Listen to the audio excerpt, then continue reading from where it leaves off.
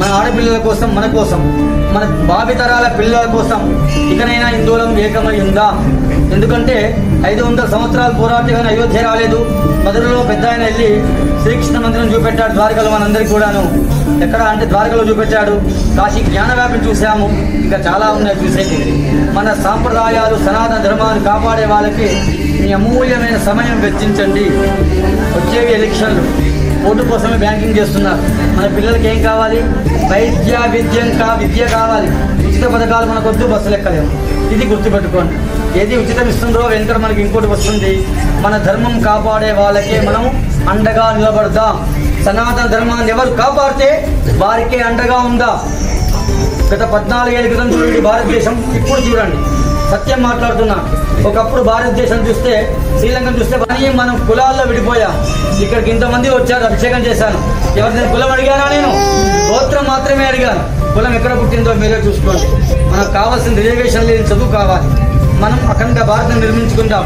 ప్రపంచ స్థాయిలోనే భారతదేశానికి కర్మభూమిగా, వేదభూమిగా గుర్తింపు ఉన్నది.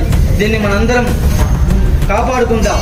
పాశ్చాత్యక పోయి ఉన్న సంస్కృతిని ఎవరు నాశనం చేయకండి. మన సాంప్రదాయం చాలా గొప్పది, తెలుసుకోండి. మన పిల్లలకు తెలపండి.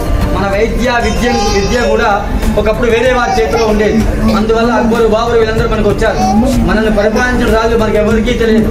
ఇంకా సీతమ్మ తెలియదు, ఇంకో అమ్మ తెలియదు. ఎవరో తెలుసు. మత మార్పు చేసిన వాళ్ళందరూ మనకి బాగా పరిచితులు అయ్యారు.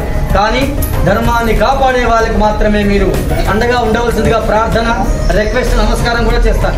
ఎటువంటి ఇబ్బంది లేదు. వేద పాఠశాలను రక్షించండి, వేదాన్ని రక్షించండి. గోమాత సనాతన ధర్మానికి వేసి ధర్మాన్ని గెలిపించండి. ధర్మ మార్గంలో ఉండండి. ఆ భగవంతుని యొక్క అనుగ్రహాన్ని పొందండి. దేవుడు లేదనుకున్నాం. అమెరికాలో ఎవరో ఉన్నారు. అక్కడి నుంచి ఫోన్ చేస్తే ఎలా వస్తుంది అంతరంగాల్లో? చెప్పండి. అక్కడ మాట్లాడుతున్నామా లేదా? మనిషిని మనం చూడట్లేదు కదా, ఫోన్లోనే మాట్లాడుతున్నాం. అవునా కాదా? అక్కడ మనిషి అలా అంటే మనం సంతోషపడుతున్నాం. భగవంతునికి చేసే అర్చన కూడా అలానే ఉంటుంది. స్వామి సత్ఫలితాన్ని ఇస్తాడు. ఎక్కడ లేదు చెప్పండి? జలంలో ఈశ్వరుడు ఉన్నాడు, గాలిలో వాయులింగేశ్వరుడు ఉన్నాడు, అగ్నిలో అరుణాచలేశ్వరుడు ఉన్నాడు, జలంలో జంబుకేశ్వరుడు ఉన్నాడు, పృథివీలో కాంచీపురం పృథివీలింగం ఉన్నది, మరియు ఆకాశలింగం చిదంబరమై పంచభూత లింగమై ఈశ్వరుడే ఉన్నాడు. మొత్తం వ్యాపించి ఉన్నవాడే ఈశ్వరుడు. అతన్ని సనాతన ధర్మాన్ని మనం కాపాడాలి. మనకు శక్తి ఇచ్చినాడు. కావున అందరం ఏకమై ఉందాం. గుడికి వచ్చేటప్పుడు సాంప్రదాయ దుస్తుల్లో వద్దాం. ధర్మాన్ని కాపాడదాం. మన